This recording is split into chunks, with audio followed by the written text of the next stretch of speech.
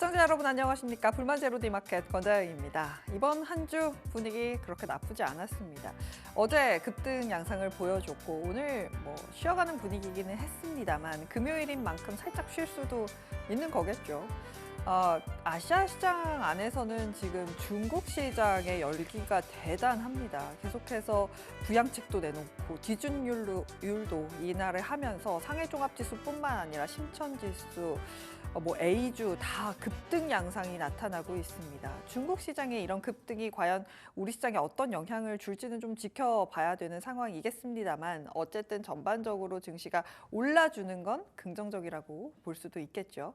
일단 아시아 시장부터 쭉 살펴보도록 하겠습니다. 어제에 이어서 오늘도 중국 시장부터 함께 살펴보시죠.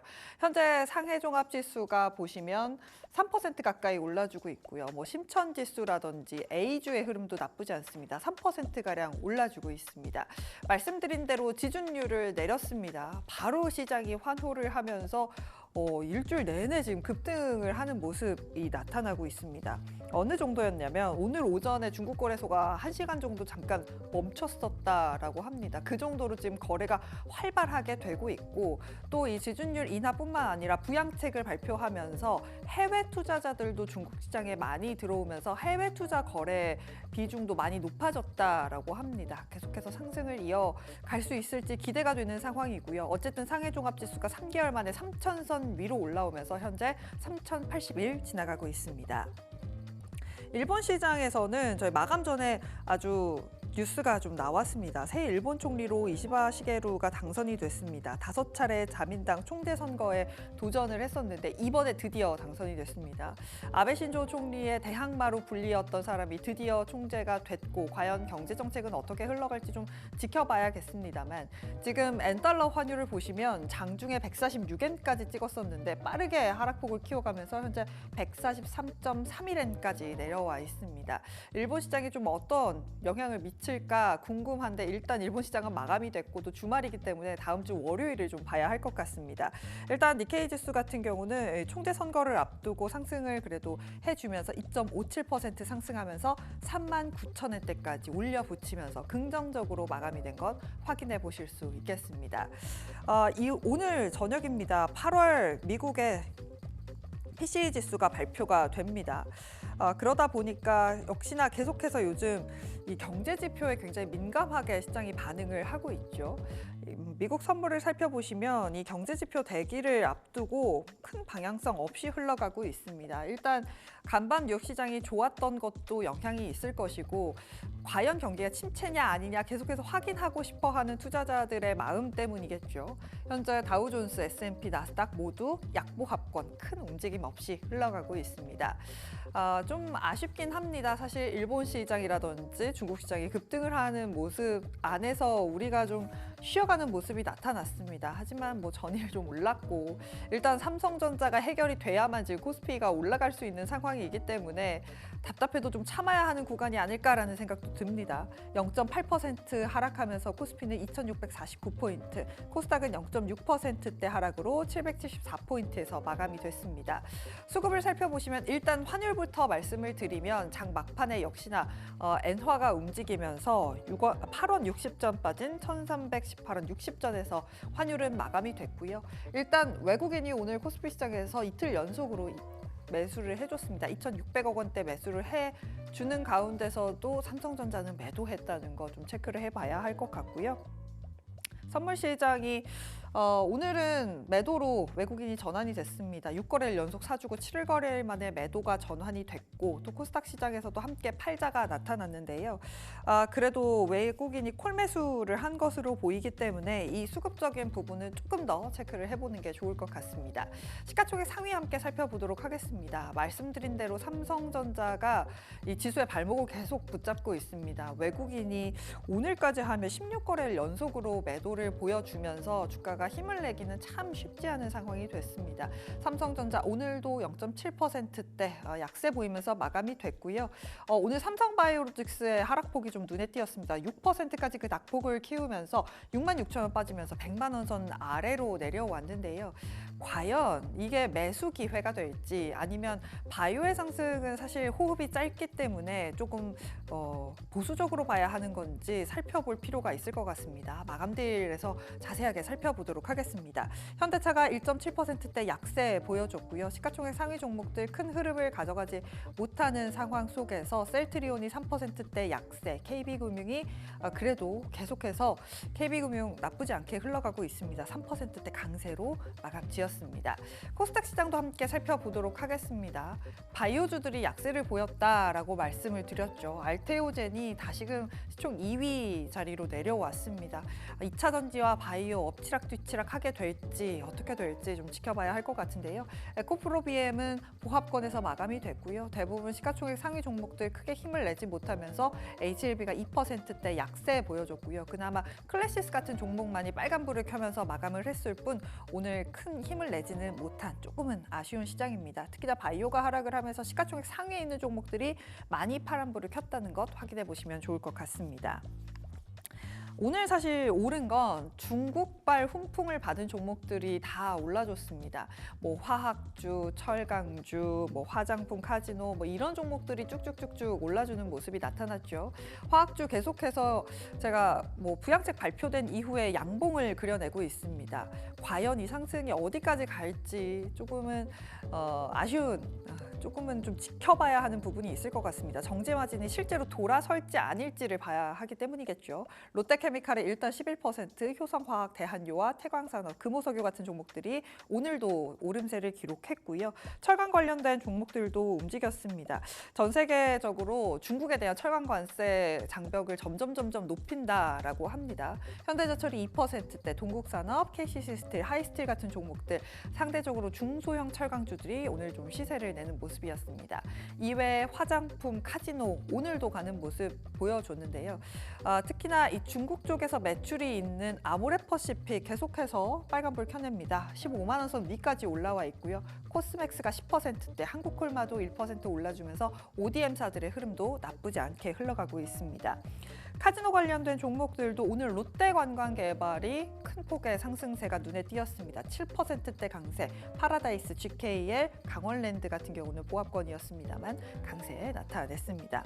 마지막으로 엔터주 오늘도 좀 봐야겠습니다. 하반기로 들어설수록 좀 움직일 수 있는 섹터들이 뭐가 있나 중에 엔터도 하나가 꼽힙니다. 업황이 돌아서면서 실적으로 찍힐 수 있을 것이다 라는 이야기가 나왔고요. 특히나 SM과 JRP는 밸류업에 포함이 되면서 수급적으로도 개선될 수 있겠다라는 이야기 나오면서 YG엔터테인먼트가 7%, SM, JYP, 하이프까지 일제히 엔터44 상승으로 마감했습니다. 지금까지 앵커의 마켓뷰였습니다.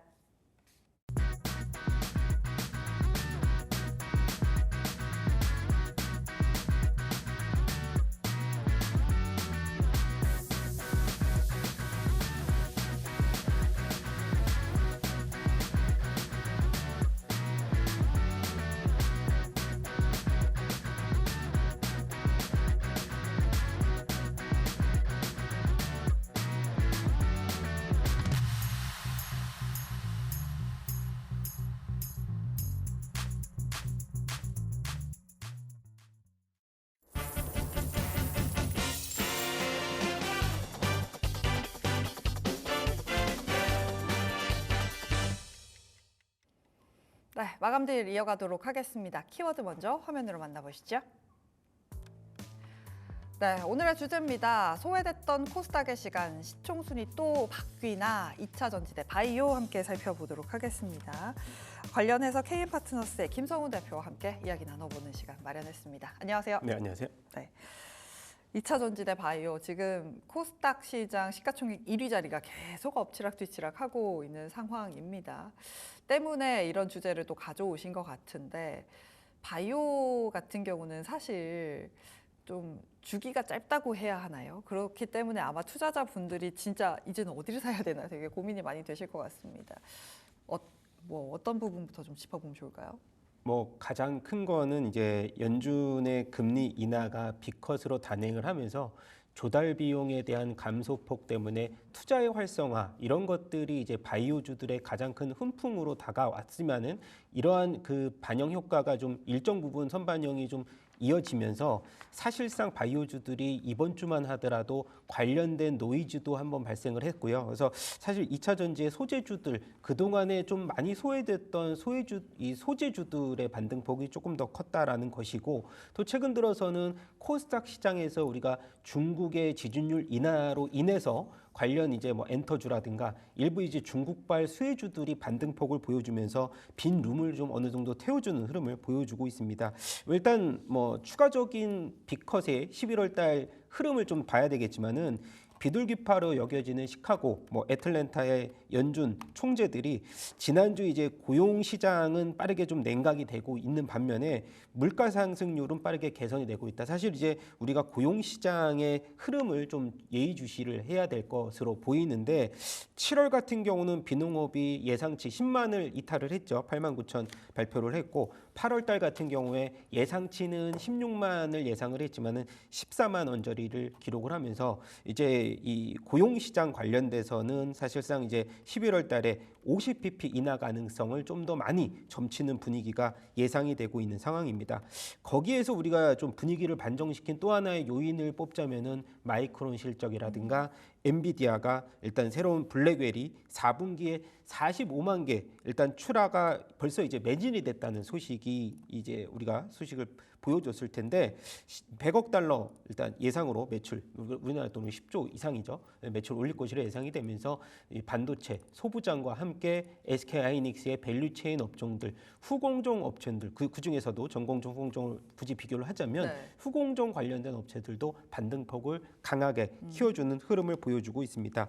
사실 이제 우리가 미국의 반도체 기업 하면은 최근 들어서 인텔, 퀄컴의 또 인수 관련된 얘기들 이벤트가 좀 우리가 얘기를 들어보셨을 텐데 네. 사실 인텔 같은 경우는 파운드리 적자 사업을 계속 이어가면서 삼성전자도 이제 다음 주 이제 잠정 실적 발표가 네. 되는데 일단 실적 중에서는 범용용 반도체에서는 우리가 한 25%에서 30% 정도 마진율 우리가 마이크론에서 봐왔듯이 그 정도의 마진율만 기록한다면은 뭐 영업이익 이번에 10조 정도는 무난하게 좀 달성이 되면서 사실상 반도체에서 우리가 뭐 포커스를 코스닥으로 맞춰준다면은 소부장 업체들은 추가적인 반등을 예상을 하면서 관심이 있던 코스닥 지수에 대해서 추가적인 레벨업이 가능할 수도 있다라는 조심스러운 예측을 하고 있는데 아까 제가 우려감이 있다는 게 파운드리 쪽입니다. 삼성전자도 영업 적자 규모가 지속이 되면서 2조 원 규모의 영업 적자를 어느 정도 일정 부분 좀 축소를 시킬지 여부도 한번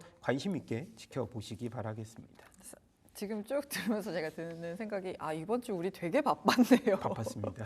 굉장히 바쁜 상황 속을 쭉 정리를 해주셨습니다. 특히나 기술주의 실적 반전이 사실은 이루어져야 뭐 코스피고 코스닥이고 지수가 레벨업 될 수 있는 부분들이 있기 때문에 그 부분 좀 잘 짚어봐야 할 것 같습니다.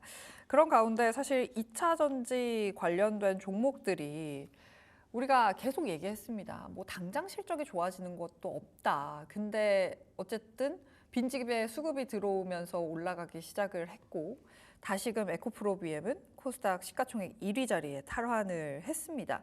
2차 전지에 대해서 올라오면서 많은 분들의 좀 시각이 바뀐 것 같아요. 이 정도면은 뭐 나쁘게 볼 이유도 없는 것 같다라고 생각하시는 부분도 있는 것 같은데 2차 전지 조금 더 정리를 해볼까요? 네, 일단은 주가가 올라왔기 때문에 나쁘지 않게 좀 보시는 것 같은데요. 네. 일단 관련돼서 두 개 중에 이제 시총 순위가 계속해서 이제 바뀌는 모습들.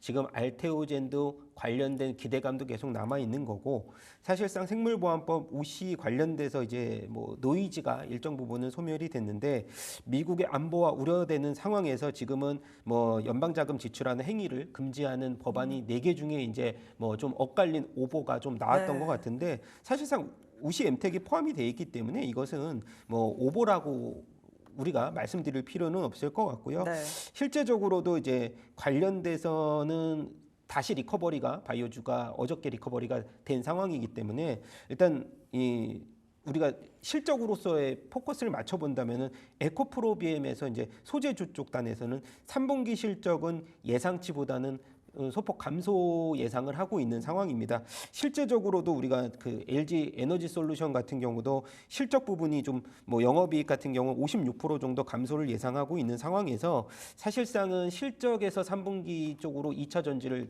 보이자면은 우리가 강력하게 베팅을 할 수 있는 상황은 아니지만 네. 사실상 이러한 우려감은 주가에 이미 충분히 좀 반영이 돼서 반등폭을 보여주지 않았나라고 보여주고 있고요. 최근에 이제 재고 조정이 일정 부분 3분기에서 4분기까지 이어질 수 있다는 우려감은 계속해서 나와 있는데 사실 2차 전지 얘기를 하자면 ESS를 빼놓을 수는 없을 것 같은데 네. 전체 매출 중에서 뭐 우리가 대형 셀 업체들도 약 10% 정도 매출 비중을 차지하고 있는데 일단 전사적 실적 하락을 막기에는 ESS라는 신성장 동력은 앞으로 향후 되게 전망이 좋은 편이지만은 그래도 당장 올해 이 ESS에 대해서도 벌써 사실 실적의 부분이 굉장히 적기 때문에 파이가 적기 때문에 그런 부분에 대해서는 2차 전지가 사실은 우리가 실적 베이스보다는 이제 낙폭 과대로서 그리고 중국에서 오늘 전기차 관련돼서 미국이 이제 관세를 100% 매기겠다 이런 뭐 이벤트적인 요소들이 있기 때문에 오히려 반사 이익적으로도 긍정적인 면은 계속해서 갖고 있는 상황입니다.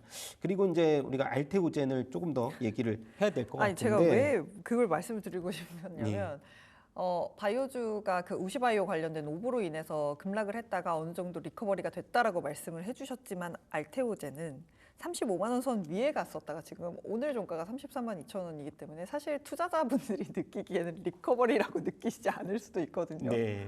근데 많이 좀 올랐습니다. 아니, 사실은 많이 올랐죠. 네, 많이 올랐는데 맞아요. 지금 이제 보면은 머크가 이제 키트루다 임상 3상이 9월에 이제 일정 부분 종료가 됐고요. 그래서 성공적으로 마무리가 돼서 내년에 이제 관련돼서 발표를 합니다. 그래서 전 세계에서 허가 신청을 조금 더 진행 중이라면 기술 수출료가 우리가 예상했던 것보다 캐파가 좀 많이 들어올 수 있는 상황이고요.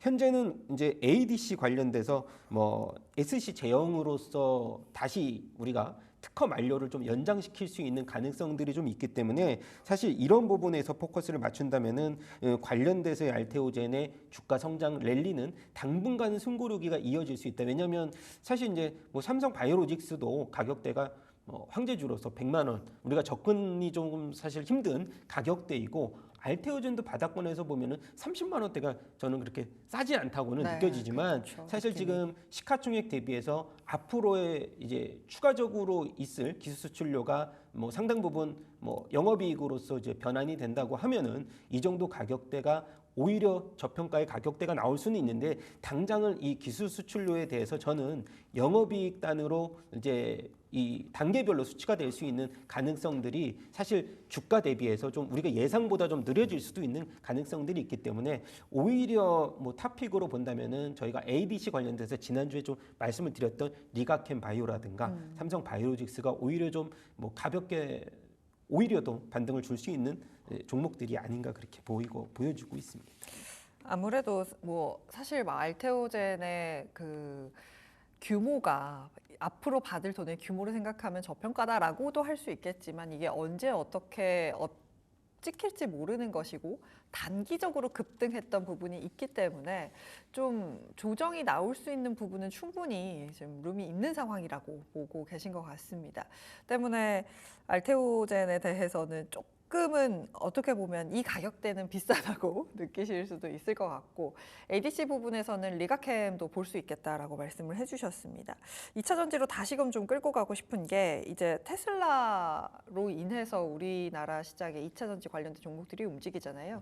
중국에서의 인도량이 뭐 좋을 거다 어쩔 거다 이야기들이 많은데 테슬라의 인도량 진짜 좋을까요, 중국에서? 네, 일단은 테슬라 쪽에서는 이제 3분기 쪽으로 인도량 보자면은 이제 블룸버그 예상치가 한 46만 이상 좀 나오고 있는 상황인데 그 앞전에 제가 이제 바이오 쪽 조금 더 네. 말씀을 좀 드리면 바이오로직스 같은 경우에 송도 1에서 4공장 같은 캐파가 60만인데 지금 5공장 쪽으로 16만 리터가 착공이 된다고 하면은 사실 우리가 그 비교할 수 있을 때 론자하고 비교를 많이 하는데 지금 캐파 쪽으로는 론자를 넘어섰습니다. 매출액에 대해서는 좀 일부분 사실 이제 좀 부족할 수는 있지만 그래서 저는 이제 삼성전자가 일정 부분 생물보안법에 대해서 유예 기간이 8년이잖아요. 네. 그것들에 대해서 우리가 제외하더라도 사실 성장폭은 CDMO 시장은 계속해서 유지가 될 수 있는 가능성들이 있다 그렇게 말씀을 드리고 싶은 상황입니다. 그래서 저는 이제 앞서서 말씀드렸듯이 이제 삼성바이오로직스의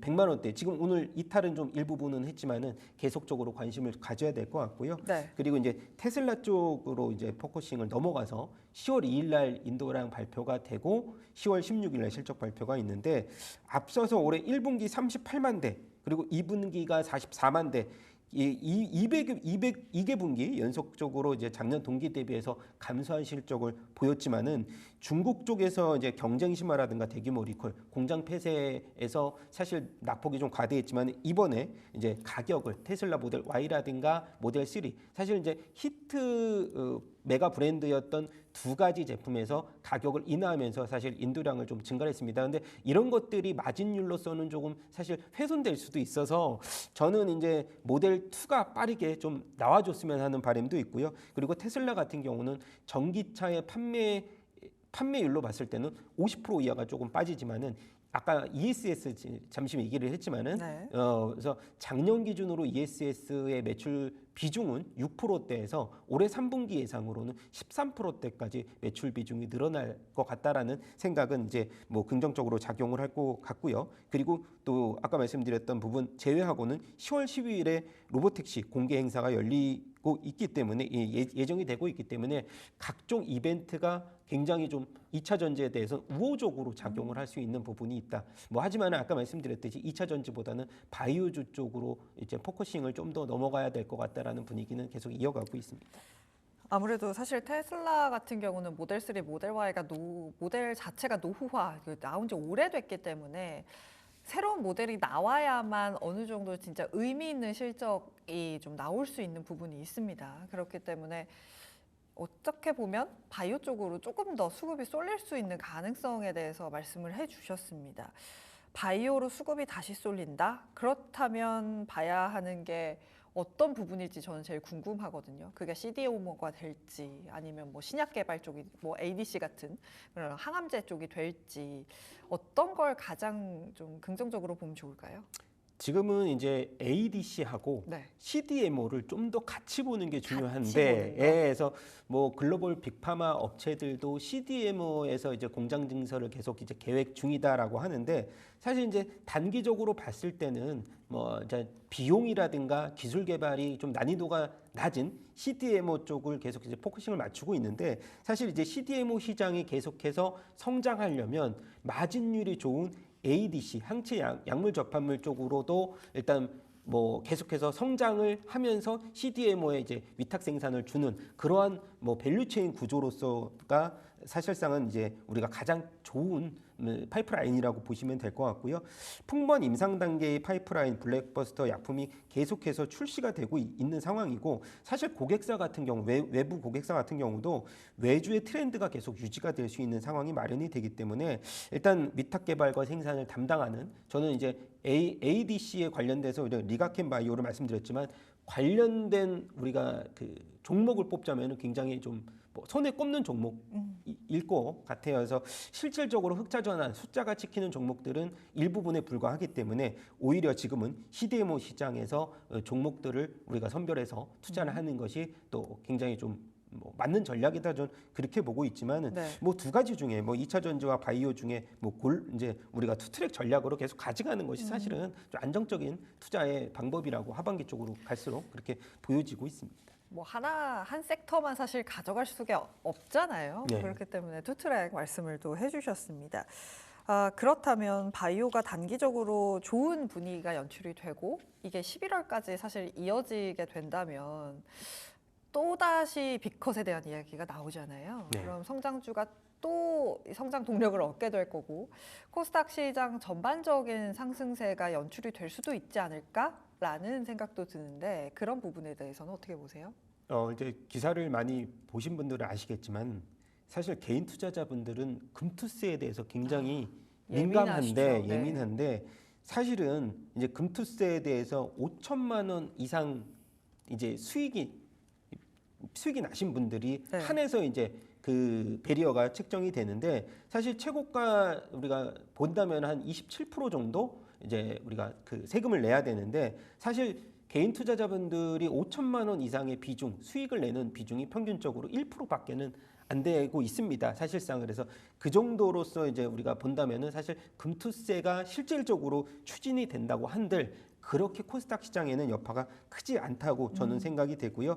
네. 뭐 11월 초죠. 11월 초에 이제 국회 예산 정책처에서 토론회가 개최가 되고 11월 말에 또 이제 뭐 기재위에서 통과가 되고 결정적으로는 12월 말에 국회 통과가 최종적으로 예상이 돼 있는데 11월이 가장 큰 분기점으로 예상이 되고 있는데 사실상 우리가 투자 심리적으로 위축이 된다는 점에 대해서도 사실상 중요한 사항이 맞겠다라는 생각이고요. 사실상 이제 우리가 바이오 2차 전지를 계속해서 얘기했지만은 더 중요한 사항은 반도체의 HBM의 성장 가속도가 가장 이제 포커스로 맞춰져야 이제 상대적으로 우리가 코어 쪽으로는 반도체 소부장 그리고 그렇죠. 나서 2차 전지 바이오 쪽을 이제 어느 정도 밸런스가 맞게끔 투자하는 전략도 굉장히 유효하다고 생각이 되고 있습니다. 네, 코어가 사실 우리 시장에서는 반도체가 빠질 수가 없는 네. 부분이 있기 때문에 이 코어를 놓칠 수는 없을 것 같습니다. 특히나 삼성전자가 잠정 실적을 발표하고 어떤 이야기가 나올지 좀 궁금한 상황인데요. 그렇다면 오늘의 탑픽 어떤 종목으로 가져오셨을까요? 네, 지난번에 저희가 이제 뭐 PNT라는 전극 공정 장비, 그래서 제가 이제 아까 셀, 뭐 소재, 이제 공정, 뭐 장비주들 이렇게 말씀드렸지만 실질적으로 계속해서 수익이 연속성 있게 나오는 쪽이 공정 쪽이거든요. 네. 사실 성장 동력도 이제 전고체라는 가장 큰 성장 동력도 있고 증설을 할 때 우리가 지금 공급 과잉 우려감은 있지만 지속적으로 성장 산업에 대해서는 증설을 계속해서 진행을 하기 때문에 공정 장비 쪽으로 포커싱을 맞추는 것이 중요하다라는 판단이고요. CIS라는 종목을 들고 나왔는데 네. 2분기 영업이익도 250억 정도 영업이익이 나오면서 전년 대비해서 400% 증가폭을 기록했고요. 지금 또 제6공장 증설도 계획 중이라고 합니다. 이제 전국 공정장비 업체로서 진입 장벽이 높은 코터 비중을 확대 기회로 삼고 있는 이 코터 같은 경우는 음극재를 로롱테로 코팅하는 장비인데 최근 들어서 이제 우리가 뭐 국내 시장뿐만이 아니고 일본이라든가 해외 배터리 업체의 이제 고객사를 계속해서 확대를 하고 있는 상황입니다. 그래서 그런 부분들을 이제 포커싱으로 맞춘다면은 실적주 우리가 재무에 대한 건전성을 계속해서 말씀을 드리고 있는 상황에서는 CIS라든가 PNT 이렇게 좀 공정 장비 쪽으로서 우리가 한번 관심을 계속해서 가져야 될 것 같고요. 목표 주가는 12,000원, 손절가 9,000원을 제시를 하도록 하겠습니다. 네, 지난주에 이어서 공정과 관련된 종목들 좀 말씀을 해주셨습니다. CIS 이야기까지 들어봤습니다. KM파트너스의 김성훈 대표와 함께했습니다. 고맙습니다. 감사합니다. 네, 오늘 급등락 종목 정리하고 오시죠. 안녕하세요. 마감딜 급등락의 김주영입니다. 오늘 시장 전강 후약 다소 아쉬운 모습이었습니다. 간밤 미국 증시는 빨간불을 켰지만 그 영향 종가까지 가져가지는 못했던 모습인데요.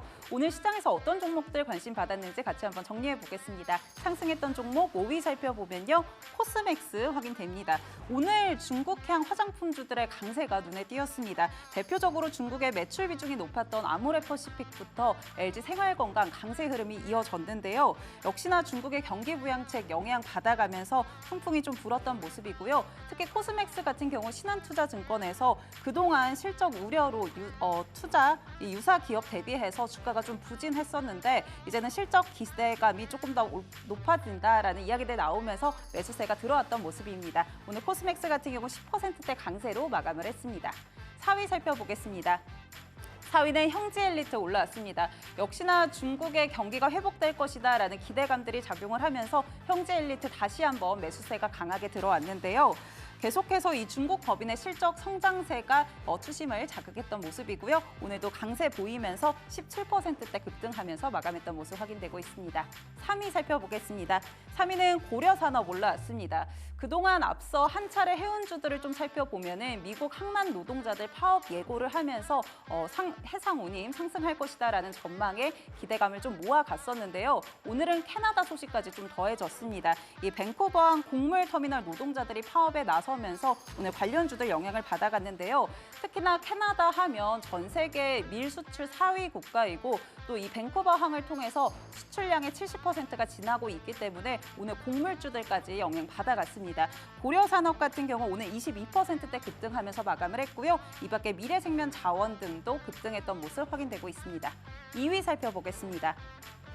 2위는 차이커뮤니케이션 올라왔습니다. 오늘 스펙 합평 첫날이었는데요. 인공지능 기반 디지털 마케팅 전문 기업입니다. 장 초반부터 강세 흐름을 좀 이어갔는데요. 지난해 챗 GPT 그리고 네이버의 하이버 클로바를 결합한 자체 생성형 AI 플랫폼을 좀 선보이면서 기대감을 오늘 모아갔던 모습입니다. 특히나 이 대기업 대상으로 대규모 수주를 이미 확보했다라는 점들도 수심을 자극했던 모양인데요. 오늘 차이 커뮤니케이션 같은 경우 상한가 도달하면서 마감했습니다. 1위 살펴보겠습니다. 1위는 자이언트 스텝 올라왔습니다. 메타의 오라이언 공개 소식에 오늘 국내 메타버스 관련주들 훈풍이 굉장히 불었던 모습인데요. 오라이언 같은 경우 안경처럼 착용할 수 있는 스마트 기기고요. 또 증강현실을 구현을 합니다. 이 소식에 메타버스 관련주들 훈풍이 불었고요. 시장의 시선이 아무래도 좀 쏠려 있었던 만큼 오늘 자이언트 스텝 가장 크게 탄력받으면서 상한가로 마감을 했고요. 이 밖에 와이랩, 핑거스토리, 4x4 알체라 같은 종목들도 일제히 강세로 마감을 했습니다. 그렇다면 오늘 하락했던 종목들 어떤 것들인지 살펴보겠습니다. 5위 살펴보면 HD 한국 조선해양 올라왔는데요. 오늘 조선주들 전반적으로 밀리는 모습이었습니다. 특히 HD 한국 조선해양이 가장 크게 밀렸는데요. 개별적인 이슈도 좀 있었습니다. 전일 나왔던 이슈를 좀 살펴보면은 앞서 이 선박 부품 하청 업체 기술 자료를 경쟁사에 좀 유출을 하면서 이 부분 기소된 것들이 벌금형에 처해졌다라는 소식들이 악재로 좀 작용을 했습니다. 다만 오늘 호재성 소식도 있었는데요. 아시아 소재 선사와 컨테이너 내처 건조 계약 체결했다라는 소식들 전해졌습니다. 다만 주가 자체는 매도세 강하게 나오면서 하락했던 모습이고요. 오늘 7%대 약세로 마감했습니다. 4위 살펴보겠습니다. 4위는 인벤티지랩 올라왔습니다. 확실히 바이오로서 향했던 이 수급 좀 돌아서는 거 아닌가라는 싶은 모습이었는데요. 오늘 셀트리온, 삼성바이오로직스, 알테오젠, HLB 일제히 약세로 좀 마감을 했던 모습입니다. 또 이 바이오단에서 비만 치료제 관련주들도 매도세가 강하게 나왔는데요. 오늘 인벤티지랩이 가장 크게 밀렸고요. 그 밖에 대봉 LS, D&D 파마텍 같은 종목들도 하락으로 마감했습니다. 인벤티지랩 같은 경우 8%대 약세로 마감했던 모습 확인되고 있고요. 3위 살펴보겠습니다. 3위는 테크윙 올라왔습니다. 어제 반도체 좀 수급이 들어오면서 급등을 했지만 오늘은 하락하는 모습 보여줬는데요. 특히나 투자 주의 종목으로 지정이 되면서 매도세가 더 강하게 나왔던 모습이었고요. 오늘 테크윙 같은 경우 8%대 넘게 밀리면서 마감을 했습니다. 2위 살펴보겠습니다. 2위는 하나 인더스트리얼 솔루션즈 올라왔습니다. 오늘 하나 에어로스페이스에서 인적 분할 후에 코스피의 재상장이 되었죠. 장 초반에는 강세 흐름을 좀 이어갔습니다. 20% 넘는 강세 흐름을 이어가다가 장중에 하락 전환했고요. 종가 자체는 17% 넘게 밀리면서 마감을 했는데요. 반면에 하나 에어로스페이스 같은 경우 오늘 5%대 강세로 마감했던 모습 확인이 됐었습니다. 1위 살펴보겠습니다. 1위는 FN가이드 올라왔습니다. 이틀 연속 하한가를 기록하는 모습입니다. 경영권 분쟁으로 상한가 기록을 했지만 이제는 좀 상반된 흐름이 나오고 있는 모습인데요. 특히 이 경영권 분쟁 계속해서 이어나가고 있으면서 이 화천그룹 역시나도 하락세가 자극이 됐던 모습입니다. 화천기계, 화천기공 모두 약세로 마감을 했고요. 많이 과열이 됐던 만큼 차익 실현 매물도 크게 쏟아졌던 것으로 확인되고 있습니다. FN가이드 하한가 기록하면서 마감했던 모습 확인되고 있습니다. 오늘장 특징주들 정리해드렸고요. 이어지는 시간도 불만제로 D마켓과 함께 다음 주 전략들 챙겨가 보시죠.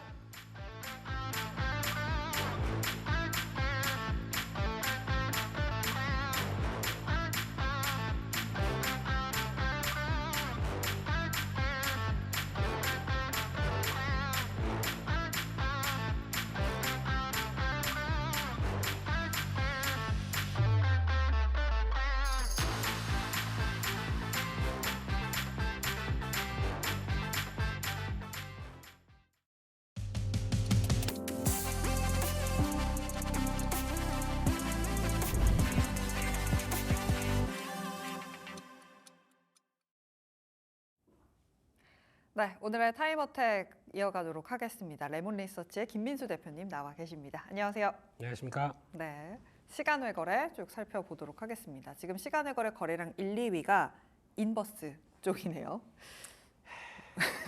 네. 안숨부터 쉬실 겁니까? 국회의원께서 얘기하신 네. 국회의원께서 매매하시나 보죠. 인버스를 매매를 확 이렇게 많이 하시는데 예. 매매 왜 이렇게 인버스를 매매를 하시는 걸까요? 국회의원이 사라고 그랬으니까요. 그래서 인버스가 이렇게 시간에까지 열심히 매매가 들어오지 않나 생각되는데 네. 아무래도 그거 같습니다. 지금 보니까 막판에 시장이 좀 많이 밀렸거든요. 네. 근데 아마 또 이유를 찾는다고 하게 되면 이런 거 시장 하락한 이유 찾기 너무 싫어요. 싫은데 알고 찾는다고 싶지도 하게 되면 않아요. 그거 안 하겠습니다. 아닙니다. 그 시계로 예 총리라고 이제 새로 당선이 일본에. 됐죠. 예, 이분께서 지금 보수파라고 하더라고요. 근데 거기서 이 지금 통화 정책도 약간 그런 쪽으로 가는 게 아니냐. 그런 쪽에서 뭐 타이트하게 갈 가능성. 그래서 엔화가 갑자기 또 빠르게 강세로 가고 있는 이런 모습들이 삼엔. 나오다 보니까 네. 그에 따른 불안감들이 또 반영되면서 시장이 좀 그렇게 밀렸으니까 에이 이러면 또 다음 주까지 빠지는 거 아니야? 라고 해서 인버스가 좀 들어오는 게 아닐까라는 정도로 보는데 모르겠습니다. 이 인버스의 방향은 국회의원한테 여쭤보세요. 전 모르겠습니다. 네. 이렇게 정리해 주실 아우, 겁니까? 예, 깔끔하지 않습니까? 네. 그렇습니다. 네. 아무래도 뭐 일본에서 사실 뭐 총리가 어떻게 되느냐에 따라서 통화 정책이 사실 바뀔 수도 있는 부분이 있기 때문에 지금 이렇게 인버스로 시간 외에서 거래 대금이 좀 쏠리고 있는 게 아닐까라는 생각이 듭니다. 어쨌든 지금 시간의 거래에서 또 볼만한 종목들 어떤 게 있나 쭉 살펴보도록 하겠습니다. 하이스틸 같은 종목들이 2%대 강세 보여주고 있고요. 그 외에 뭐 대한해운이 약세 보여주면서 뭐 4만 주 가량 좀 거래가 되고 있는데 어떤 종목 보면 좋을 것 같으세요? 네, 상한가 들어간 종목이 있긴 있는데 네, 에이스테크라고 네, 네. 이제 뭐 시총도 네, 몇백억짜리고 동전주라서, 예, 그래서 네. 그냥 패스하겠습니다. 네, 예, 환기 종목이고 그러다 네. 보니까 패스하겠습니다. 그밖에 종목들 보면서 느껴지는 거는 다시 그쪽이 좀 강해지네요. 뭐 서울 옥션 이쪽 좀 K 옥션이 좀 강하네요. 오늘 네, 보니까. K 옥션이 현재 4.5% 시간 외에서 거래 중입니다. 네, 그렇게 돼 있고 K 옥션 정도가 들어오는데 이게 지금 그렇다고 주가를 딱 최근에 좀 강했었죠. 네. 강했다가 좀 고점에서 좀 약간 꺾이는 모습들이 나오는데 이런 쪽에서 변화를 보게 되면 지금 뭐 갤럭시아 모니터리나 아니면 다 같은 종목들 같은 경우 STO 쪽에서 뭔가 기대감을 계속 안고 있는데 어느 정도 이제 통과될 거란 기대감이 나오다 보니까 주가는 좀 꺾이는 과정들이고 만약에 돌린다고 하더라도 오늘 좀 밀렸던 부분들과 다시 반전이 들어온다고 하더라도 아직 강하게 치고 나갈까는 아직 모르겠습니다. 네. 그렇기 때문에 만약에 보유하셨던 분들이 강한 모습들 보여서 다시 되돌림이 나온다 그러면 한번 좀 정리하고 보시는 게 어떨까? 라는 쪽으로 보시는 게 더 맞다고 봐야 될 것 같고요. 일단 지금 패턴에서 무리하면 안 될 것 같은 네. 그런 모습들 쪽에서 흐름을 봐야 될 것 같습니다. 네, 좀 STO 관련해서 무리하기에는 부담감이 있다라고 말씀을 해주셨습니다. 거래량이 많지는 않은데 제가 네. 궁금한 게 한화 인더스트리얼 솔루션입니다. 오늘 상장을 했죠. 한화 에어로스페이스에서 인적 분할을 했습니다. 한화 에어로스페이스가 인적 분할과 상관없이 뭐 기대감이 있다 어쩌다 이야기가 많았는데 네. 어떻게 보면 좋을까요? 이거 매매했었으면 당할 뻔했어요. 네, 완전히 아침엔 줬다가 오후에는 다 뺏는 네. 이런 그러면서 또 급하게 매도가 나오면서 오장에 이게 뭡니까? 43,000원대에서 35,000원까지 밀어버렸다고요? 네. 아우 정신 없어라. 예, 이런 좀 화나요. 예, 화나 인더스트리얼 솔루션이 될 뻔 이런 종목이 되는 이런 건 별로 안 좋습니다. 그래서 아마 이럴 거 매매하신다고 하더라도 워낙 오늘 나왔으니까 약간 신규 종목처럼 한번 대응해봐야지라고 네. 한다고 하더라도 주변 지지권이 이탈한다 그러면 칼같이 손절을 해야 됩니다. 그렇지 않고는 여기서 4만 원대 중반에서 못하다가 여기까지 그냥 나오게 되면 계좌 타격이 엄청 크거든요. 네. 그런 쪽에서 그런 변화로 봐야 될 것 같고 시간으로도 지금 1.5%대 또 추가로 하락하네요. 네. 그만큼 기존에 갖고 있었던 또 매물 부담이 좀 더 크다 아래쪽으로 그러면 이게 약간 정리가 되고 글로 넘어가지 않느냐 약간 한화 에어로스페이스 본주로 넘어가는 가능성이 좀 크겠죠. 그러다 네. 보니까 막판에는 한화 에어로스페이스가 좀 더 강해지고 그래서 어차피 지금 회사는 9대 1로 분할을 한 목적이 아무래도 방산 쪽을 좀 더 강화시키고 나머지는 좀 떨어뜨리려고 하는 입장이 아니겠느냐라는 쪽으로 보게 되면 일단 포인트는 한화 에어로스페이스라고 봐야 되겠죠. 그쪽에 대한 변화가 좀 더 강했다. 이게 좀 팩트가 아닌가 싶습니다. 네, 아무래도 진짜 말씀해 주신 대로 이게 한 업체가 많은 것들을 하고 있으면 주가가 희석되는 부분이 있다라고도 시장에서 해석을 하죠. 하나에어로스페이스에서 방산에 좀 더 집중하는 모습이 나타난다라고 해석할 수도 있을 것 같습니다. 그 외에 오늘 장중에 움직였었던 게 웹툰 관련된 종목들이었습니다. 지금 시간 외에서 미스터블루 같은 종목들이 지금 하락세가 연출이 되고 있습니다. 새로운 테마라고 봐야 할까요? 웹툰 관련된 종목들의 상승을 더 이어가기는 사실 쉽지는 않을 것 같은데 어떻게 보세요? 네, 장중에 중요한 저항대 부근 나왔으면은 좀 치고 빠지는 게 좋지 않았을까라는 생각인데요. 그런 쪽에서 좀 낙폭이 크다 보니까 반발매가 좀 들어오는 과정들. 지난번에는 한 번씩 가끔씩 이런 브레이크가 밟히긴 밟힙니다. 네. 밟히다가 내려오고 이번에 또 들어오다가 내려오고 하게 되면은 지금 오늘 메타버스 관련된 종목들 쭉 움직이다 보니까 아니 나도 예전에 얘네들하고 같이 움직였었는데 내 친구들이야. 그러면서 같은 동질감 때문에 움직였다고 봐야 될 것 같은데 네. 그런 거 뺀다고 보게 되면 지금 만약에 진정으로 가게 되면은 미국 시장의 WBTN 네이버 웹툰 이쪽이 탄력받고 갔었어야 되겠죠. 그래야 가면서 같이 뭔가 살아난다는 분위기로 가면 모르겠는데 요즘 웹툰을 안 본대요. 앵커님도 안 보지 않습니까? 네, 웹툰 안 봅니다. 네, 그러니까 못 가는 거예요 지금 주가가. 저 때문입니까?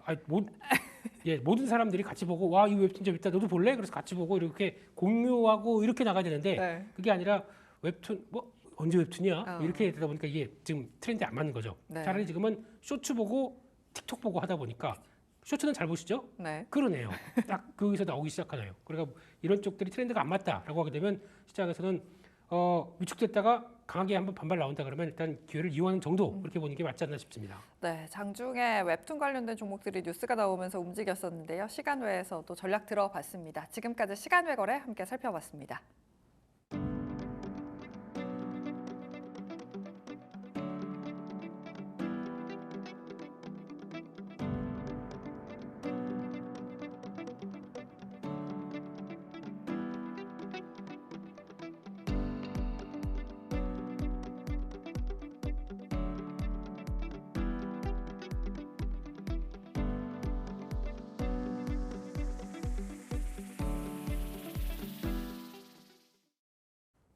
네, 앵커의 산책입니다. 중국에서 부양책을 발표하고 움직인 게 화장품주입니다. 화장품주 좀 자세하게 살펴보도록 하겠습니다. 이제 화장품주 내에서는 뭘 봐야 하냐라고 하면 인디 브랜드라고 할 수 있을 것 같습니다. 이전에는 뭐 좋은 브랜드들을 갖고 있는 종목들의 실적이 좋았다면 이제는 수없이 많은 화장품들의 브랜드가 생겨나기 시작했죠. 이게 이 화장품 시장 내 리레이팅을 만들어내고 있습니다. 지금 보고 계신 표는 화장품 업종의 영업이익 추이인데요. 이 갈색 부분이 인디 브랜드와 신규 상장된 종목들의 영업이익 쪽입니다. 인디 브랜드가 계속해서 성장을 하고 있는 상황이라는 거 표를 보면 알 수 있습니다. 함께 ODM의 매출도 늘어나고 있습니다.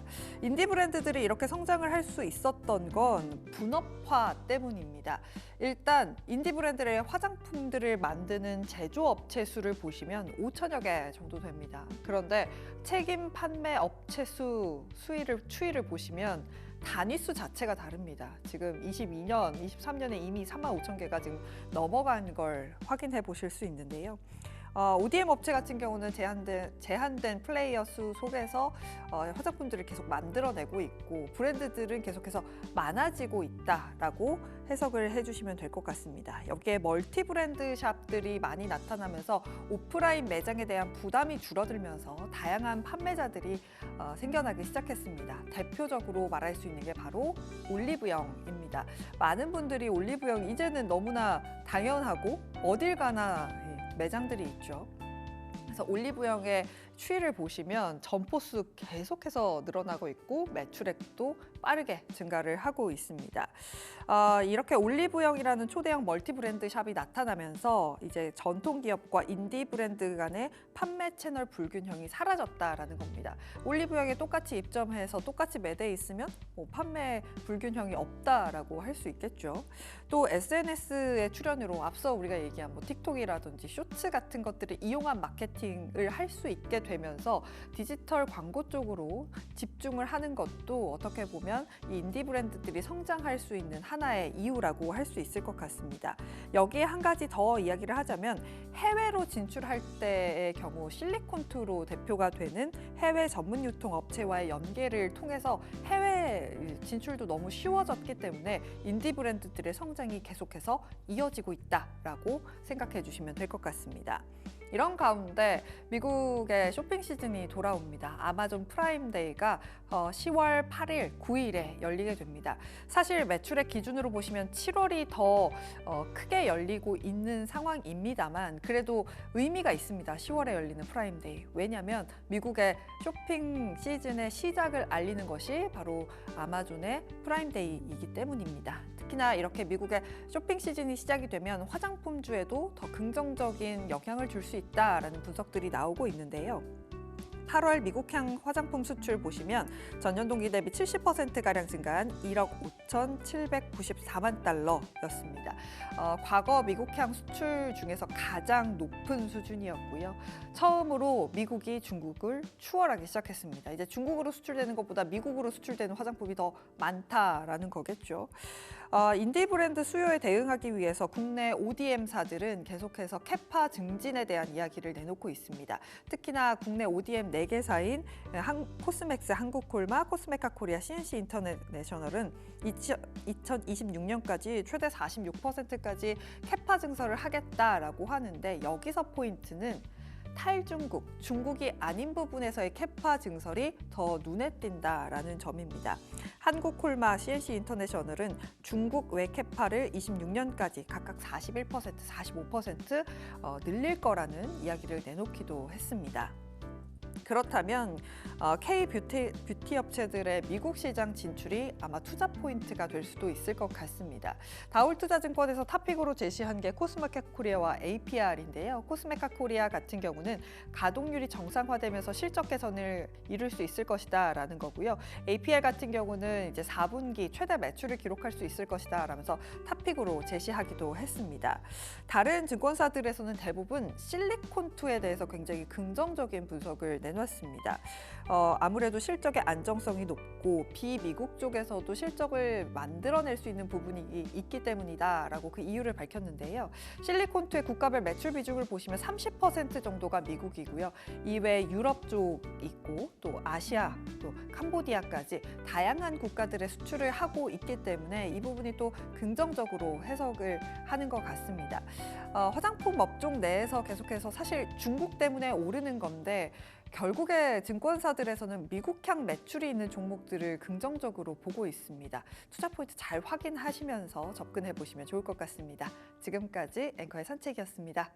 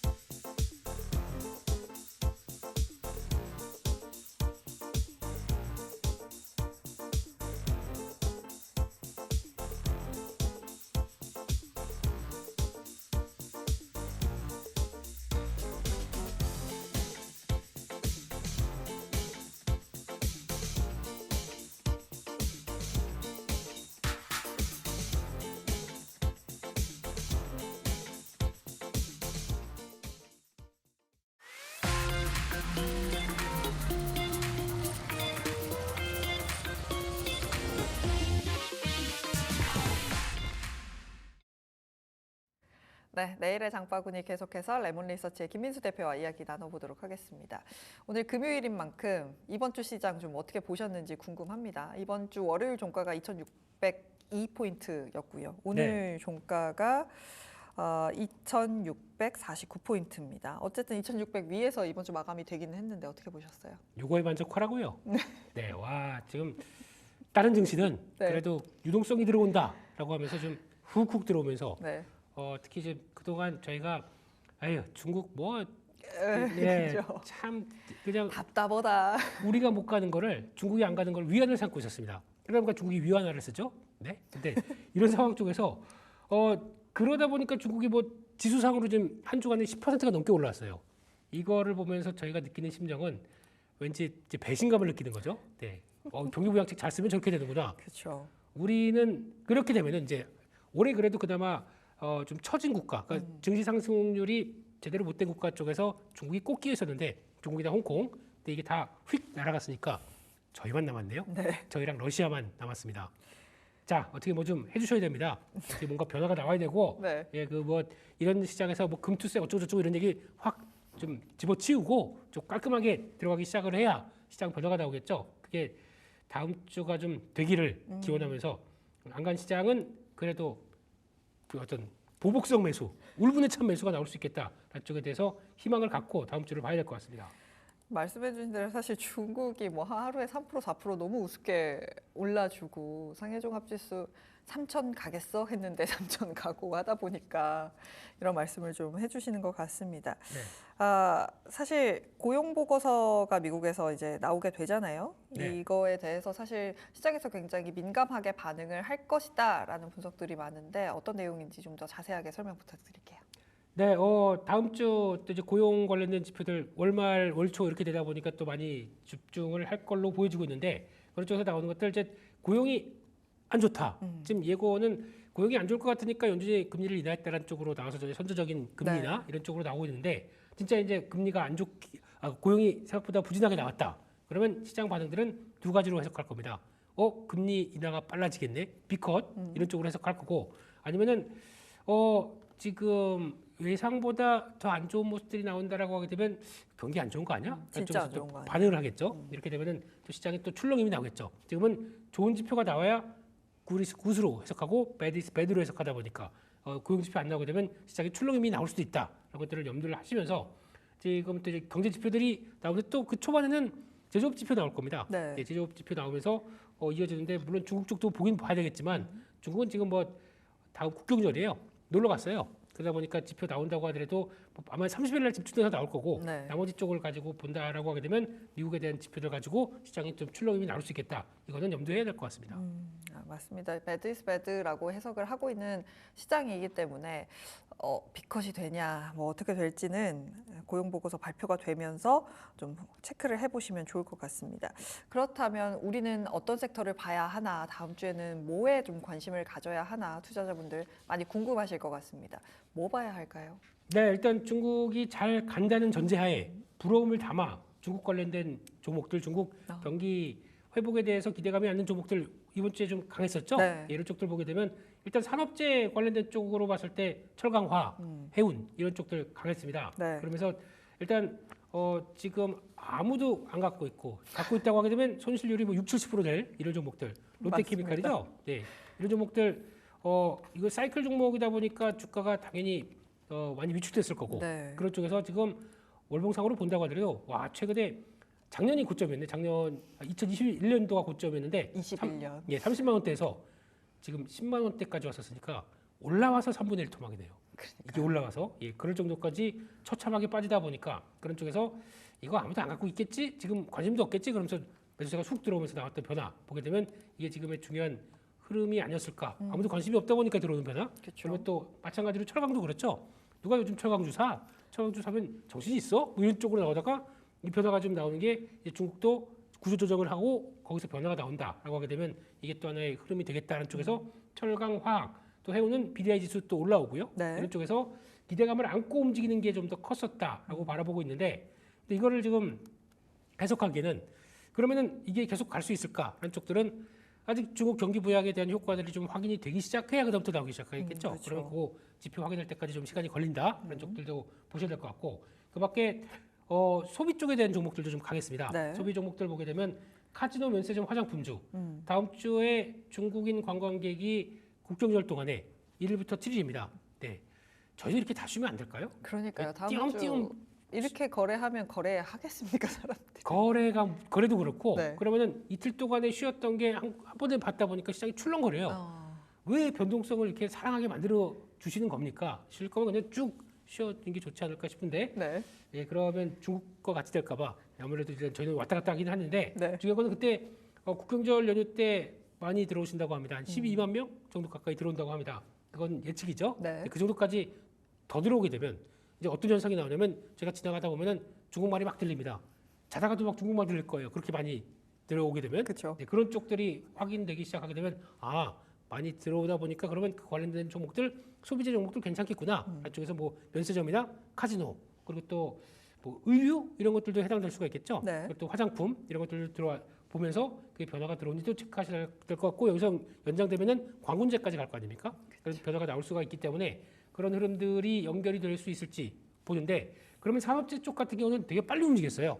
더 갈 수도 맞아요. 있습니다. 더 갈 수도 있는데 저희가 그걸 지금 바닥이니까 쫓아가서 산다라고 하는 게 대응이 좀 어려울 것 같고요. 네, 그나마 소비재 쪽은 그래도 주변에서 확인할 수가 있지 않습니까? 많이 들어오는지 안 들어오는지 그거에 따라서 매출 실적 흐름들의 변화를 본다라고 하게 되면 그래도 중요한 포인트가 될 수 있기 때문에 차라리 접근하게 되면 좀 쉬운 거 아시죠? 그렇죠. 철강 석고의 스프레드 찾아야 되고 화학 같은 경우는 똑같은 이런 나프타와 그 해당 품목과의 나쁘다? 납사요.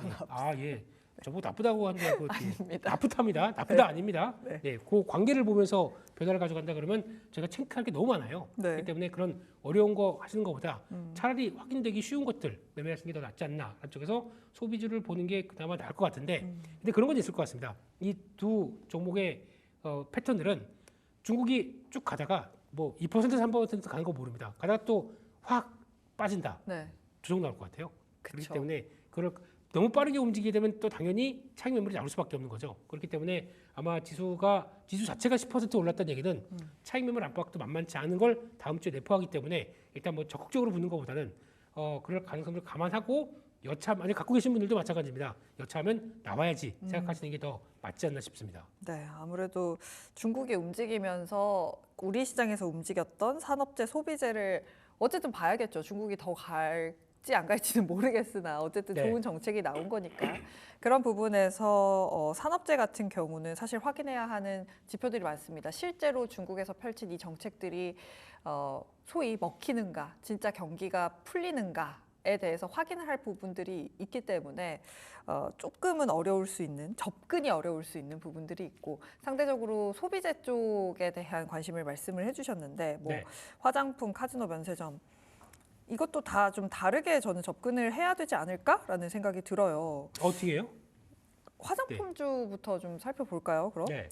화장품주 빠질 때 이야기한 게 중국 비중 때문이다. 라면서 중국에 대한 어떤 꼬투리가 있는 종목들이 더 많이 빠졌잖아요. 그렇죠. 근데 지금 올라오는 건 중국 때문에 올라온다? 이거 어떻게 해석해야 됩니까? 그러니까 그 안에 있는 종목들도 중국 네. 때문에 빠진 것들이 더 빠르게 올라온다고 봐야 되겠죠. 그래서 이번에는 기대감이 생기는 건 중국 쪽이다 보니까 그러니까 이 안쪽에서도 같은 비교를 그렇게 되는 것 같아요. 낙폭이 더 컸던 거, 그게 또 소외됐던 거, 그게 또 중심으로 올라온다 하고 있다 보니까 그런 차이점이 있구나라고 보셔야 되는데 네. 그렇다고 하더라도 막상 기대감은 있겠지만 중국이 그러면 내가 돈만 생기면 한국 화장품 사야지 딱 기다린 거 아닙니다. 그렇기 때문에 오히려 지금 나오는 실적과 함께 편안한 모습들은 북미 향이 맞을 거예요. 네, 그런 쪽으로 가는 게 먼저긴 한데 그러면 반대로 이쪽이 또 격차를 좁힌다고 올라오는 걸 봤었을 때 그 사이에는 그러면 이쪽들이 좀 빠진다. 그러면 같은 섹터 안에서도 플레이가 될 수가 있기 때문에 그런 것도 한번 보시면서 일단은 실적 플레이를 한다라고 하게 되면 북미향 쪽으로 그리고 또 비중국향 쪽으로 잘 나가는 쪽들을 또 먼저 챙겨보는 게 맞지 않나 생각이 들고 있습니다. 네, 반등 자체는 뭐 중국발 이슈로 올라오는 거기 때문에 조금 더 중국의 파일을 갖고 있는 업체들이 나올 수는 있겠으나 어쨌든 실적으로 움직이는 종목을 보려면 미국향 이야기를 해주셨습니다. 그렇다면 이 안에서 좀 보고 계신 탑픽 종목은 어떤 게 있을까요? 근데 그렇게 말씀드리고 중국향 종목을 갖고 왔어요. 네, 아주 그거는 시장에 맞게 네, 맞습니다. 만들라고 이제 그렇게 말씀드린 종목이고 네. 길게 가게 되면은 비중국향 그리고 또 그냥 짧게 어떤 단기 플레이를 한다. 그러면은 중국향 쪽에서 좀 낙폭이 컸던 거 회복되는 과정을 본다라고 하는 쪽으로 보셔야 될 것 같고요. 그 중에 한 종목이 청담 글로벌입니다.